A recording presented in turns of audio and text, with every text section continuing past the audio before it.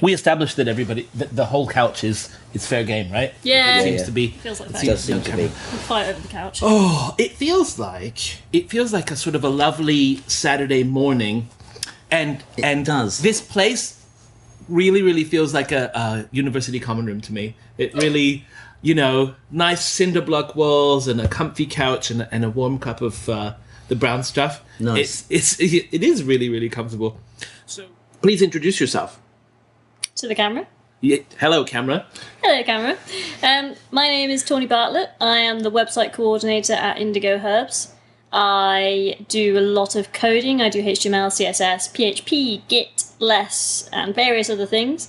I have a growing love of technology, and in all honesty, I kind of want to be a superhero in technology one day. That is my goal. I want to be an amazing Drupal developer. That is what I've made the decision for my life, is that I want to be an amazing Drupal developer, and I just want to be an expert, and I want to help everyone else, and I want to help people that used to be me 3 years ago to learn Drupal. My impression, having met you before, is that you're already well down the road to being a Drupal superhero. So thank you. Gotta be better. And I am Michael Hanby, and I'm a director at Indigo Herbs, and tech is one of my responsibilities. I've loved Drupal and worked with Drupal long before Indigo Herbs, and I'm very lucky because Tawny's on my team. Yeah? Right? Yes. Deal? Boing. Welcome to the Acquia Podcast, Drupal Technology, Community and Business. Welcome to the Acquia Podcast, Drupal Technology, Community and Business.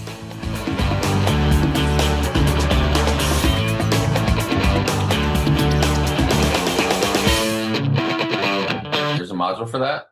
Of course there is. So I am in Somerset in the southwest of the UK and had the wonderful opportunity to reconnect with a bunch of Drupal friends this week for the Drupal Somerset Christmas meetup. I think It was the Christmas. Yeah. It was Yeah. our Christmas do, really. Right. And we had a sort of a lovely pub meal and everything, and I got to talking with Michael and Tawny about what they do. We met for the first time, I guess, at Drupal Camp Bristol, Yep. Yeah. 2015. That's right. Yeah. Right? And you caught my attention because how you run your business and how your business came about really fascinated me. And there's this, in your case especially, there's this chicken and egg situation about Drupal and business, right? You were already interested in Drupal before this business came For around. this business, yeah. Yeah. So how did you discover Drupal? I discovered Drupal after I'd been away travelling. I did the corporate thing for a bit, went away travelling. When I came back, we wanted to do a friend and I wanted to do a website for an idea that we'd been playing with whilst we were travelling. We had this thing, the Antiquarian Society. We were into archaeoastronomy, looking for ancient alignments and watching the sun come up in the sun and all that sort of stuff, And, Can I just point out here that you're from Glastonbury, right? well, I wasn't born in Glastonbury, but I do now live This in is a Glastonbury. very That's right. Glastonbury It's conversation we're It is a having. Glastonbury conversation. This is normal in Glastonbury. It's probably a bit strange in other parts of the internet. But yes, I had to say it. It's a slightly niche subject, which the internet's brilliant for, of course. And we wanted a website anyway, and I'd done a bit of HTML, and I'd got into graphic design. The guy that I was sort of mucking about with this idea with was like, "Oh, what about Drupal? I've heard that Drupal's quite cool." And this was back in the days of Drupal 5. So we had some web hosting, and it had one of those one-click installs for various different packages, and I one-clicked Drupal and started playing with it. And that was Drupal 5, and it was quite cool, and it was relatively intuitive. I could change the way it looked by playing with the CSS, and I could, build what I kind of wanted to build with it, and it was great. I hear that from very few people that, open up Drupal, it's totally intuitive, and I just got straight to work. What was your background? Well, I had come from a pretty tech background. Okay.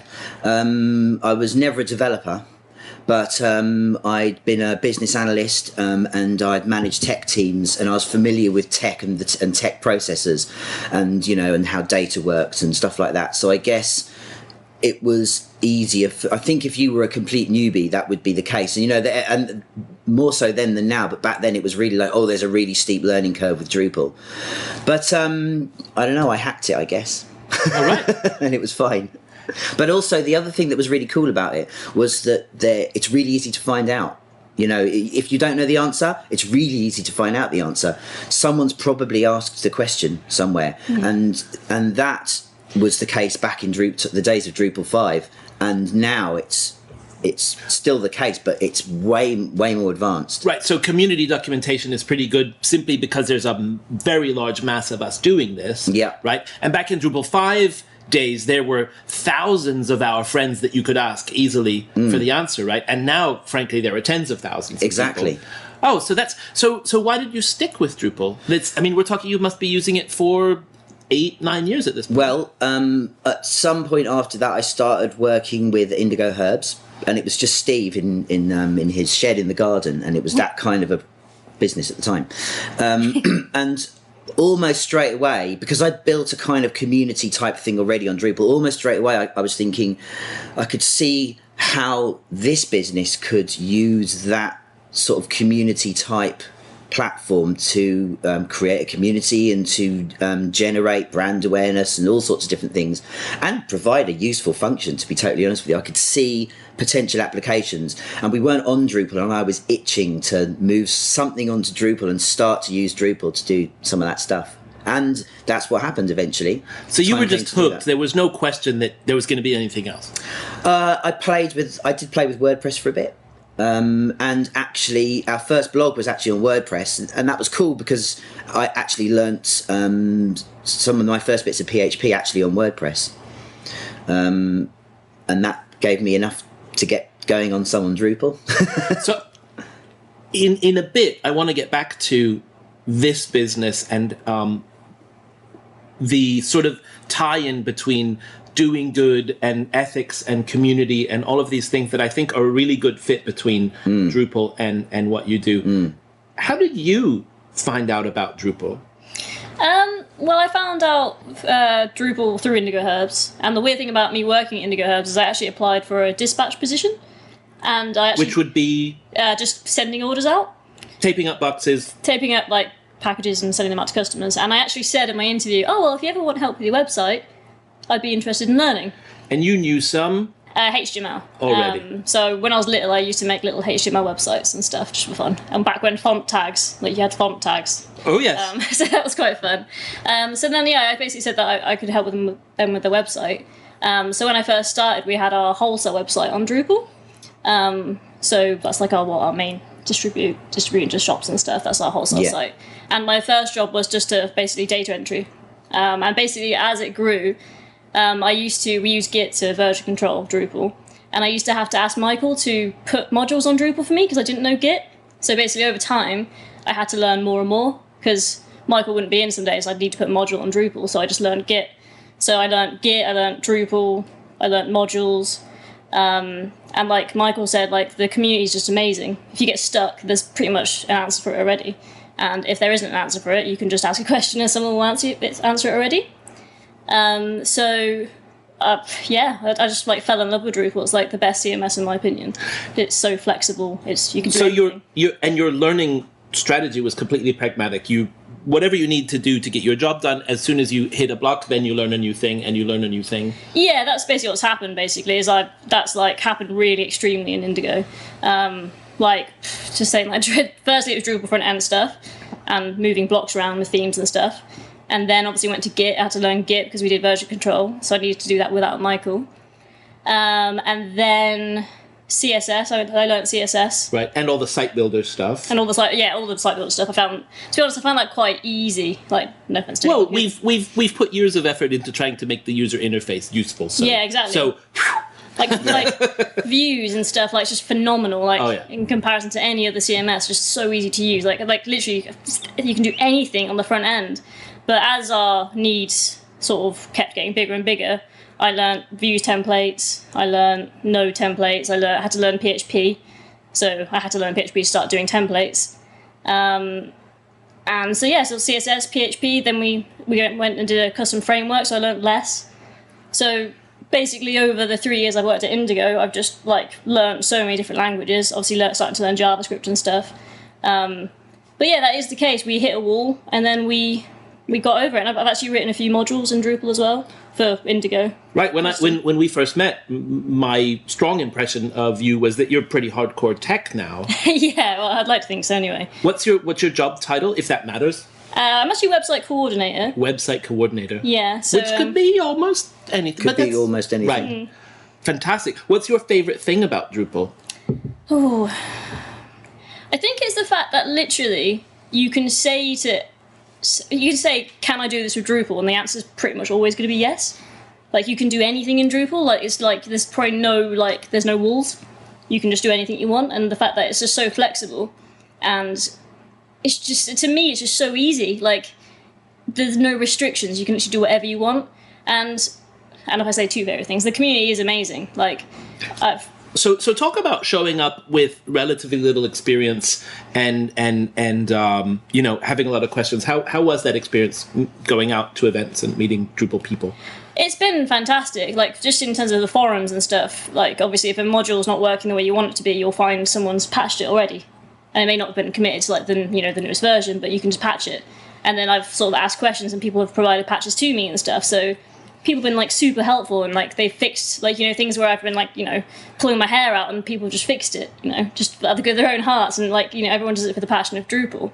And then when I went to Drupal events, my first time at Drupal Somerset, Stefan helped us with it. We couldn't get maps working on Drupal. We just couldn't figure out how to do it, and he just instantly showed us how to do it. And ever since then, we've been using maps. Fantastic. The last Drupal Somerset we had, Chris showed us how to use paragraphs, and it's just... Which is amazing. It's just absolutely fantastic. We've implemented that almost straight away, haven't we?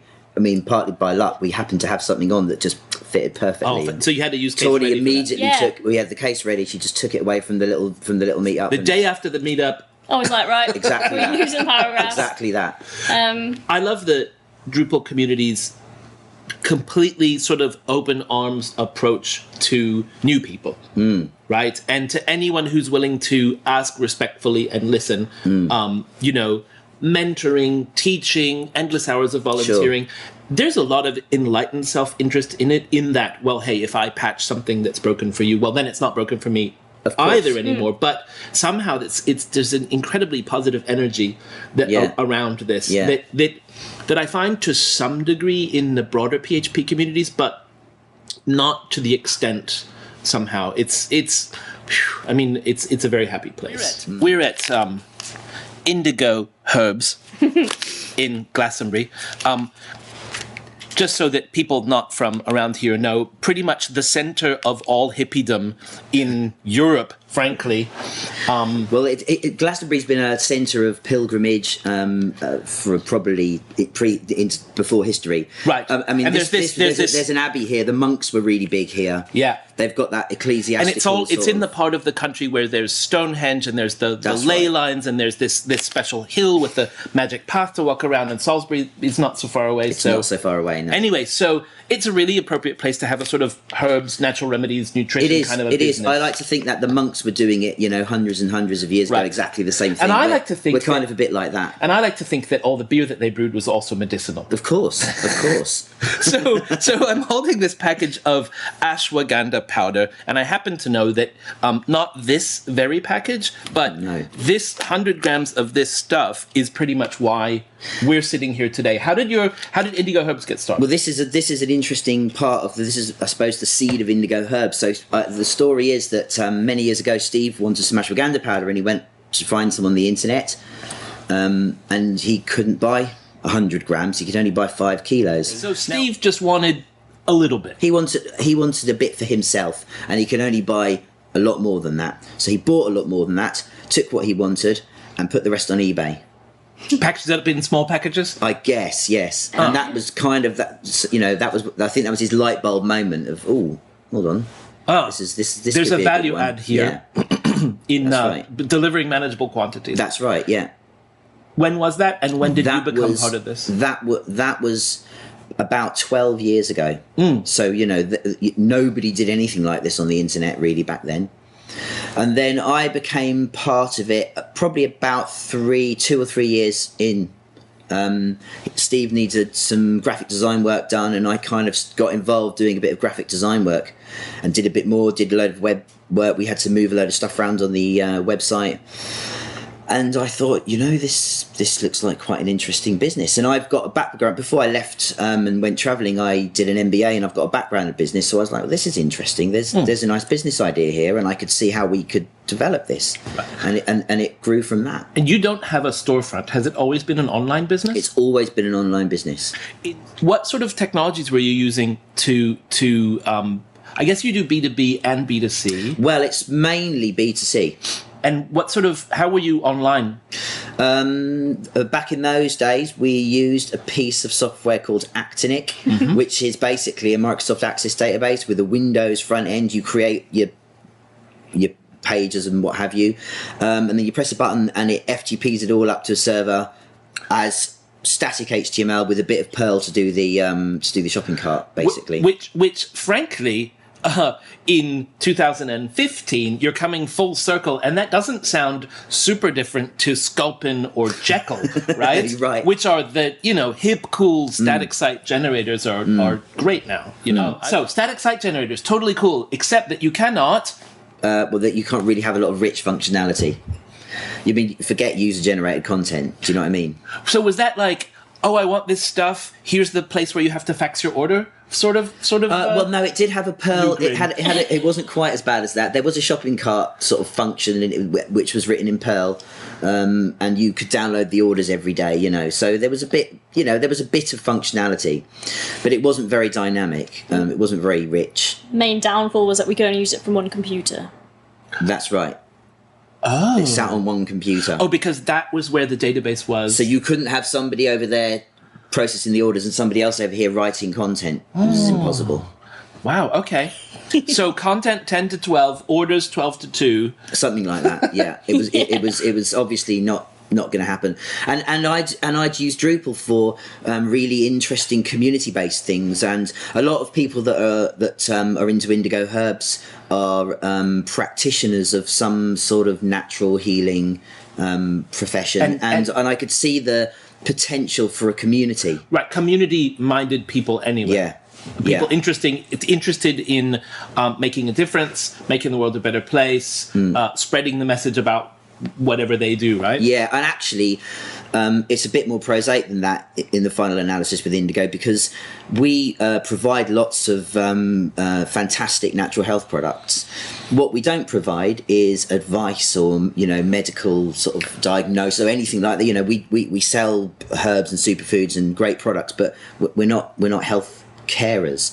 And a lot of customers would come to us saying, look, I've got this problem and that problem, can you help? What shall I do? Can you help? We just can't help. You probably also don't want that liability. Well, exactly, and we're not qualified to do it, quite frankly, but plenty of people are. So that was the idea behind our sort of practitioners directory, is that we've got an internet presence, lots of people come to it looking for help that we can't give, but there are a load of people who can give it. So it seemed obvious to create a place where they can create a profile, put themselves on our website, and then they can then provide a service that our customers might come to us to look for, but that which we can't provide. So is that the seed of the community site That's idea? Right, exactly. And that's that was the gateway drug to Drupal? We had, it wasn't actually, no, because prior to that, we knew that we wanted to move in a bit more into wholesale and not just do B2C, do a bit of B2B.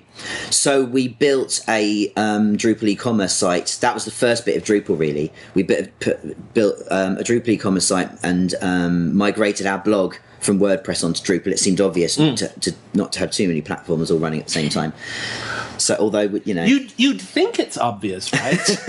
A lot of we run into so many, we being all of us who talk with any clients of any size, run into shops that use, 5 or 20 or 30 different technologies. So. Well, from a business perspective, there is the driver for doing that is that often the quickest way to get what you want in the moment is just to stick that other bit on. But the danger is you end up this Heath Robinson of a system, and it doesn't always hold together. And there are other benefits with having everything on one platform, because you will think, this is my experience, but you will think of ideas for doing things that you won't think of now, but you'll think of them down the road, that are easier to implement if everything's all in one place. And that's one of the other great things about Drupal, because you can do so much with it. You can make everything in one place, and there's so much benefit to that. I was telling you the other night that he speaks in perfect sound bites, and you've just proven me right again. Thank you. Thank you. I just have to wind him up and let him go. You do. So how long have you been with Indigo now? 3 years in March. And was the company already on Drupal 7 at that point? Yes, I think we were, yeah. Our original wholesale site was on Drupal 7. So we had the wholesale site, and then we created the practitioners directory, which was the map thing. We created maps so they can put their practitioner locations on the map. Then we brought the blog over from WordPress, and we've got a massive sort of natural health guide thing on our Drupal site. Drupal's the content side of our site. We do actually have a multi-platform site. As I mentioned before, we've got a Magento Drupal website. Right. So we've got 2 platforms that they... Well, that's a common integration, though. Yeah. Magento does a lot of e-commerce stuff really, really well, clearly. And it's PHP, and so it's... Yeah. So basically, like, over time, we have started using Drupal for everything. Like, anything you think in the business, if we can use Drupal for it, we'll use it. Drupal is actually producing the packaging.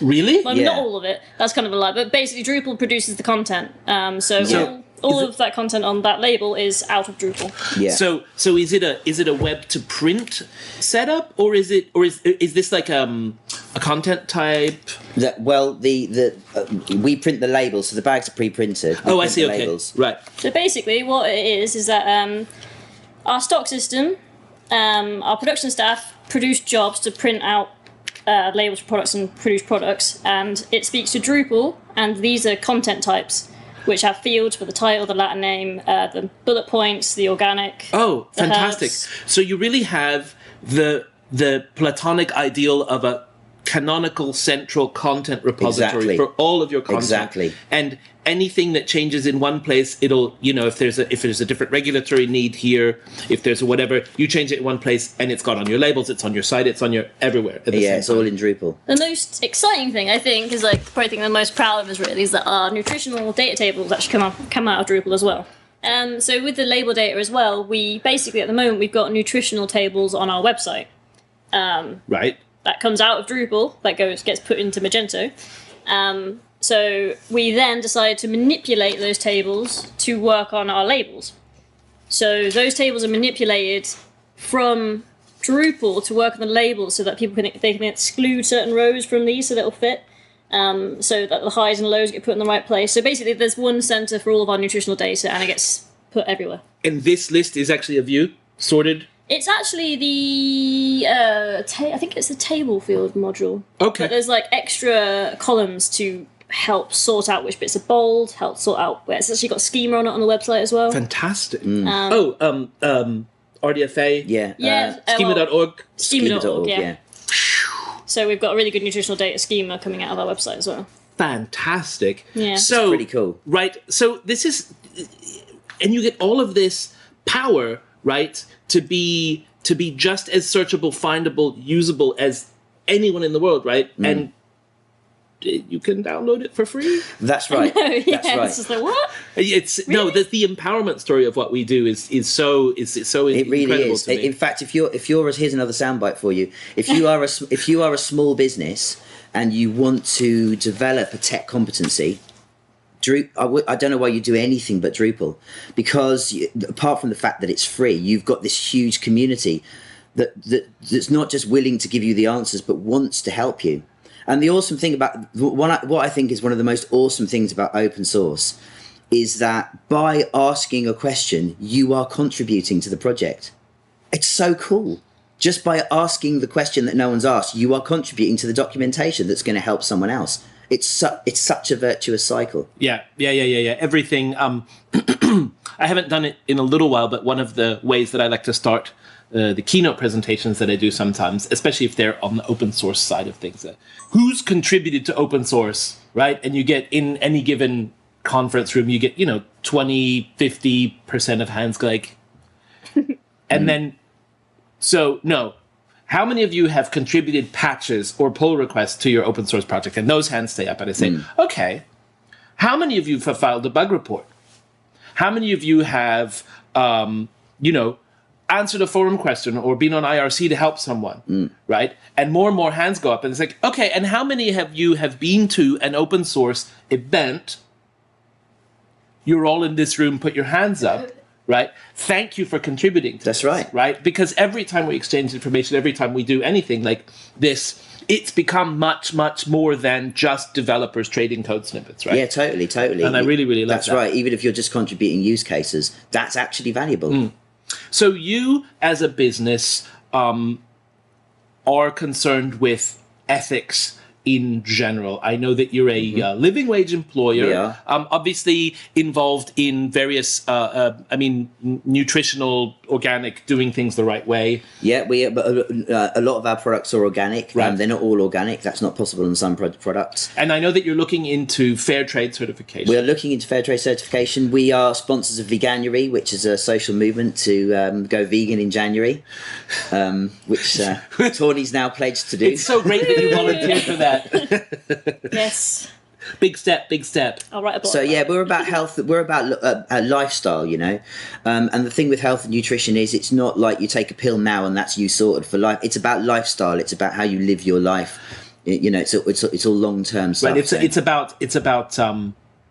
There's this cartoonist called Scott Adams. He does the Dilbert cartoons. Yeah. And I'm reading one of his books right now, and he talks about the importance of thinking in systems rather than in goals. Yeah. If you do a systematic approach to something, even if you're failing along the way, it's going to get you to where you need to go, right? So it's not, I need to lose 5 pounds. That's it's, right. I need to eat better every day. That's right. Kind of thing. Exactly that. Exactly. And by getting into some of our products, by getting into it, it starts to shift your thinking about how are you eating. It makes you take responsibility for what you're doing, and that's the key, because that will have a long-term effect. So you have this business that is really involved in a lot of ethical activity and a lot of idealism. How do you see the connection between Drupal and open source technologies, which are also very idealistic, and your day job? what in terms of sort of ethical or In terms of the community, in terms Community. of helping people, in terms of making a difference, it is definitely. I mean, I've spent years juggling what I've wanted to do. I've spent years being confused about what I wanted to do, like literally just so confused, going back and forth, thinking I want to do this degree, not doing this degree. But Drupal has really taken my heart. Like, it sounds really corny, but it's just, I've literally settled. I just love Drupal. It is amazing how people give and sort of take for free. It's amazing that when I first started posting on forums, like I used to say, oh, I'm really sorry if I sound like a noob here. I used to always apologise because I was such a newbie to Drupal, and I always thought people would be like, oh yeah, that's really silly, you're so new, why are you posting on here? But everyone's so accepting and everyone's so willing to teach people and help people grow within the community. And just sort of learning more and more about like how many people contributed to sort of Drupal 8.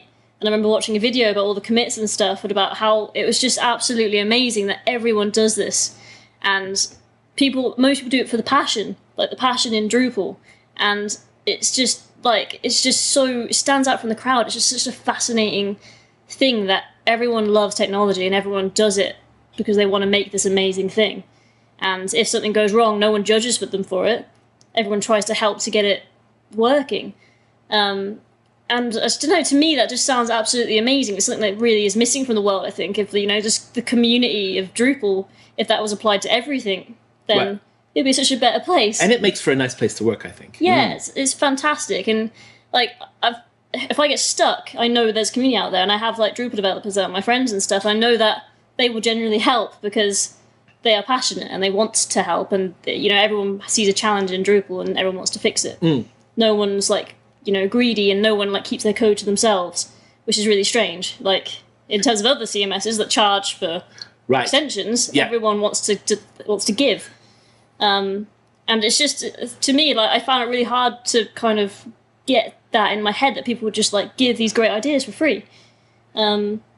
in that instance, we're kind of lucky that Drupal is licensed under the GPL, because it makes a lot of sort of classic business models really, really hard to do, but it makes it really easy to share. So Yeah. we've found other ways to use it.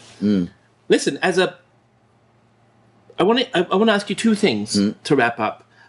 As someone concerned about ethical activity and idealism, how do you see Drupal and open source? Let me ask that in a better way. How do you see Drupal and open source in terms of the ethics and ideals that you bring to your business? Well, the thing with Drupal and open source is we get more out of our combined efforts if we share. It's as simple as that. Things are better if we share, because then we're all contributing and we all benefit from it. And that's really clear in Drupal. If you compare it to other platforms that don't have such an open sharing community, there are less solutions, things don't work as well, there's less documentation, it's more difficult to get help. And that's just having worked now with a couple of different platforms, that's really clear. And like I said before, if you want to build a tech competency and you're a small business, I mean, we've gone from not knowing a lot to knowing quite a bit, having quite a clever, complex and effective infrastructure, and having a really content-rich website with all different types of content that interact with each other that we've built specifically for ourselves. We could never have achieved any of that without the Drupal community. We couldn't have done. We could have achieved some of that. We couldn't have achieved all of it. Not on our budget. You know, we're a small company. We've grown it ourselves, and Drupal's made that possible. So, as a hard-nosed MBA business person, paying the rent for you and your employees, talk about Drupal. Well, I just think that none of our USP comes from the way that the PHP is written. Do you know what I mean? We're not going to sell more stuff because logging into our back end is different to the way everyone else logs into that. There's just no point in reinventing all of that sort of stuff. We can focus on the little bits that really make the difference, and everything else that is not so.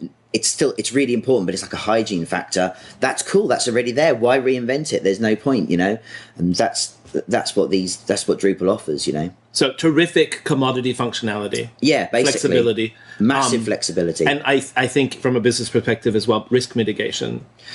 Yeah, totally. I mean, we do have applications for other use cases that we've not written on Drupal. And, you know, you can only get onto them if you're on the IP whitelist, because we can't write the sort of security that you just get out of the box with Drupal. Do you know what I mean? It's things like that.